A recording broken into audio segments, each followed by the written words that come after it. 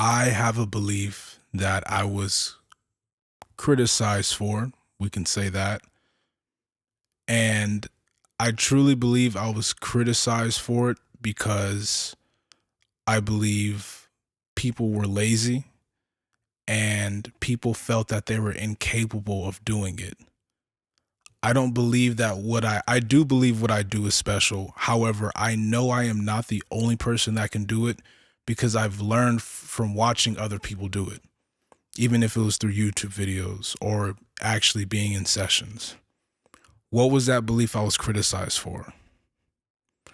As an engineer, as a producer, one of your greatest strengths and tools you have in your grasp is the ability to make the artist you are working with feel like a superstar. What does that mean? The version of themselves that they imagine themselves to be, being able to put them in that state of mind in the session, right? It doesn't matter if they took the bus to the session. It doesn't matter if they're beefing with a chick and life is not lit. Being able to put them in that, being able to create that scene in the studio and help them temporarily suspend their reality of what they have going on and be fully present. That is one of the greatest strengths that you can possess as an engineer and as a producer. I wholeheartedly believe that because when you do that, you are giving that artist, you are helping reveal that the artist has permission already to be the best version of themselves. And we know when an artist feels how they need to feel, or when they can tap into that version of themselves, you're going to get the best performance, right? The same reason why you want to choose the right mic, the right preamp, have the right acoustics. You want to have all those things so it makes your job easier when you're mixing. You want to be able to create that same environment, create that scene for the artist so they can tap into the version that they need to be.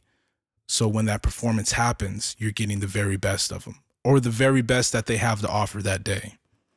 Now, this is not to say that every song that you do is going to be a hit because they're tapping into the best versions of themselves. I believe that's an unrealistic expectation that would not profit you to carry, that everything you do is going to be a hit, okay? What I am saying is you have better chances of getting the best version of someone when you can help create that environment. Again, help them tap into who they believe themselves to be. It's like when you watch a movie, okay? When you watch Star Wars or you watch whatever you watch, especially like a sci-fi or just anything, any movie, what we do is it's called just typically or temporarily, temporarily suspending reality. We know that Obi-Wan Kenobi, or if you're watching Kill Bill, the new Kill Bill just came out, or you know what I'm saying. When we watch these movies, we get fully engaged. We're fully present. We know this is not real life, but we temporarily suspend our reality and just submerge ourselves in the experience that's being presented towards us. Being able to temporarily suspend an artist's reality of what they have going on outside the studio and just helping them be completely present and submersing them into the experience for the next 2 hours, 4 hours, however long the session is. That is by far one of the greatest skills you can possess as a producer, as an engineer, as a manager, as an A&R, right?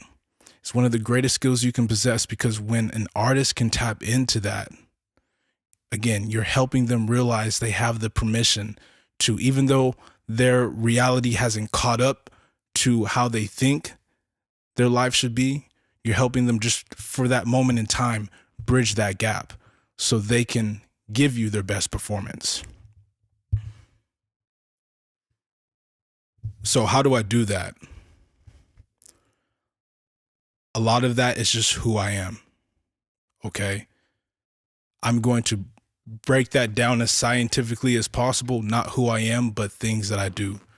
One of the first things, please do not let this go over your head. Please do not be like, okay, I already knew that. When you think, as someone I studied, he had passed away, but he had said, when you think you have the information is when you end up missing the information. Okay. So just imagine this is all new for you. Okay. And listen to this intently. First thing, believe it or not, being prepared, right? Let's itemize what being prepared actually looks like, though. There is a tube mic up here, right? Tubes, generally, they need at least 30 minutes to warm up. I like to let them warm up an hour. So I make sure before my sessions, even if everything is all set up and everything like that here, just turn the mic on, turn the gear on, make sure everything is set up. Make sure the session is set up and pulled up. Ask them in advance, do they already know the beat? Have the beat pulled up, have the tempo, have the key, right? Have some water for them if you can. And climate controlled. Just small things. Get as prepared as you possibly can. Okay? Because if you've been doing this any amount of time with a few clients or a few homies, you know sessions have unexpected turns. There's always or typically something that pops up randomly. And so you want to be able to control that environment as much as possible so you can allocate free mental capacity. So if something or when something happens, you're not having to try to do stuff you already know should have been done. Okay. So being prepared. As soon as an artist walks in, they should be ready to go, or you should be ready to go, and they should be able to go as well. Being prepared. Another big one is, I was taught this when I was knocking door to door. You have 2 ears and 1 mouth. You should listen twice as much as you speak. Okay. I am at a place now where even if it's my first time working with someone, just by listening, now not everybody talks a lot. So this doesn't happen all the time. This is not 100% accuracy. Ooh, excuse me. That's not what I'm saying. But if we do have some type of conversation, by me listening, being an active listener and listening with intent, I'm able to anticipate what the artist might want in their music or how they might want to sound, right? And if they tell me something that they would like, that's why it's important to be barred up. It's important to have your technical stuff down so you can fully leverage and maximize the taste that you want to apply and the texture you want to be able to create. So not doing a lot of talking, right? That's a big thing. It's just like there's so many things I've learned in sales that correlate to doing music. You know, a lot of people, when I was knocking door to door, they talk themselves out of sales. The customer was telling them what they want, but they're listening, but they're not really hearing them, right? So don't just listen to what the artist is saying, but really hear what they're saying, okay? Because a lot of times an artist doesn't know that they want a quarter note delay. Just like, give me an echo, or put some, they might not say reverb. They might make me sound like blank, right? So really being an active listener, because they will tell you what they want. You know, it's up to you to decipher if they do not have the proper technical terms and be able to make that happen quickly. All right. So a big part of this is just knowing what you're doing. All right. That's a huge part. It's just, I'm assuming that you do know what you're doing. If you don't, then just get a little bit better every day and just continue to study these things. Okay. So first one is, first, I already forgot the first one. Just go back and watch it. You guys got the second one. The third one, I'm just kind of flowing right now. All right. The third one that I'm going to say gets overlooked so many times, and it's actually a shame. that more people are not doing this. Maybe they just don't know about it, or maybe they do and they're just not doing it. But the third one is asking them in advance, or excuse me, not asking them in advance, but when you do listen with your two ears and when you do actually speak, right? Understanding how to ask quality questions. Okay. This is not your typical engineering video or production video, but this is very important. Okay. They might say, I was thinking of doing something like this, or I wanted to do something like this, or I had this in mind, right? Asking questions like, how do you mean? Just so I better understand you, can you clarify that for me? Right? The third one is not assuming. Okay. So I know it kind of conflicts with what I said in the second one, my ability to anticipate. But when I don't fully understand, I'm not going to assume that I know what they're talking about. If I really don't know, I'd rather just ask them, right? And just saying things like, how do you mean? Or maybe they're talking about, maybe they're having a conversation, they're telling you about their day, which is the fourth one. I'm going to get into that. If you don't understand something, do not assume, okay? Just ask them, hey, how do you mean by that? Can you clarify? I want to make sure that I get this right. Can you say that again? Because when you ask questions, it at least lets them know that you care enough to figure it out, as opposed to you assuming that you have it figured out, you don't, and then you go down this line of trying to correct your assumption, your preconceived notions or your assumptions that you made. Okay. So that's a big one. Do not assume. Please very much listen to that. Do not assume. Okay. It's okay to ask questions, but you don't want to ask a million questions, and you shouldn't have to if you're listening actively, if you're listening twice as much as you speak. Okay. That's a big one. And, this last one that I'll say, there's so many more, but I think these are some of the most important ones that just get overlooked. And I know they do, because as engineers are asking me questions, producers are asking me questions, as I'm sitting in some of these sessions, or I'm coaching people through Zoom, or maybe they're FaceTiming me after the session. We do like session breakdowns and stuff like that. I'm just hearing like, oh, it just sounds like you just kind of assume stuff, or it sounds like you weren't prepared, or it sounds like maybe you were prepared. You have the session pulled up and everything, but it's just a lack of experience and knowledge that's holding you back. Okay. So that's that. Fourth one. I know I don't really hear anybody talk about this one, but, this ties into really all the other ones. The first three is when people come inside the studio and they are having a conversation with you, right? And they're telling you about their day. And maybe the beat and everything is all loaded up. Some people like to roll up, they like to smoke before the session, or maybe they're sending a few last text messages out, but you guys are conversing, okay? It's very important that you listen to what they're saying, okay?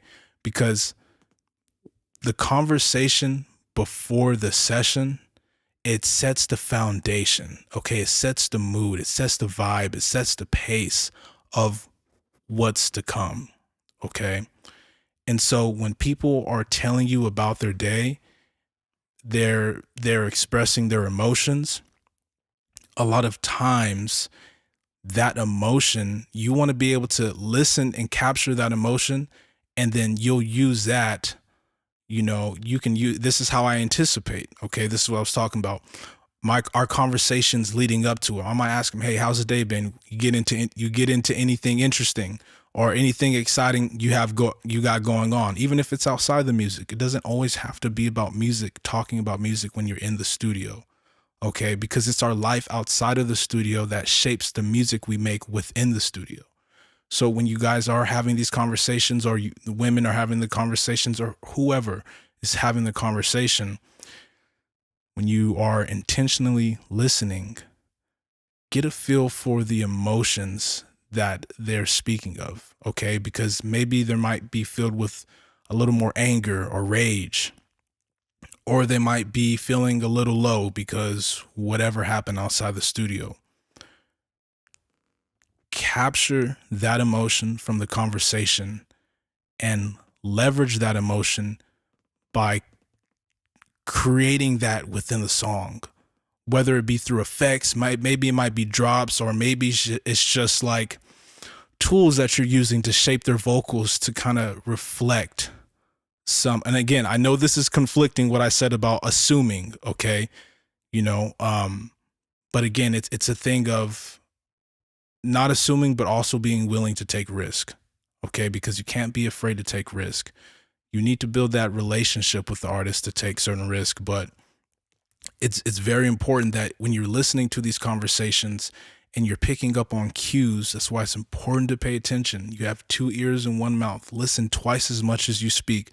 As you are listening and you're gauging how they are feeling about certain things, if you can take that emotion that they're feeling or a conversation they were telling you about and implement it into the art, it's going to help better capture that moment in time. When we go through and we listen to old records, not like just 70s stuff, but maybe music you grew up listening into high school. Like for me, I think of when I was 18, listening to Dom Kennedy's Yellow album. When I listen to that, it has a certain nostalgia because it's just a moment in time. When you can take the emotions that they're feeling based off of what they told you, and you can implement it into the art in real time, or like while you're doing the session mix, the little rough mix, it's just going to help cement that moment in time. Okay. And now we go from just recording a verse and a hook to cementing that moment in time, which makes it special. Okay. That's a big thing. I hope that makes sense. Go back and rewind that, because that's a very important tip that I have not really heard anybody talk about recently. I've heard like the Quincy Joneses and Pharrell. I heard them talk about it in their own way, but this is just my perspective on it. Okay. And fifth one is you have to build trust with the artist. I am fortunate that the artists that I work with, I'd say most of them, I'd say like a smooth 95% of the artists that I work with, they trust me. Crispy, Akiyama, do your thing. I know you're gonna hook it up, right? It's like when you go to a barber and you've been going to them forever, they know what you like. They know how you like your haircut, okay?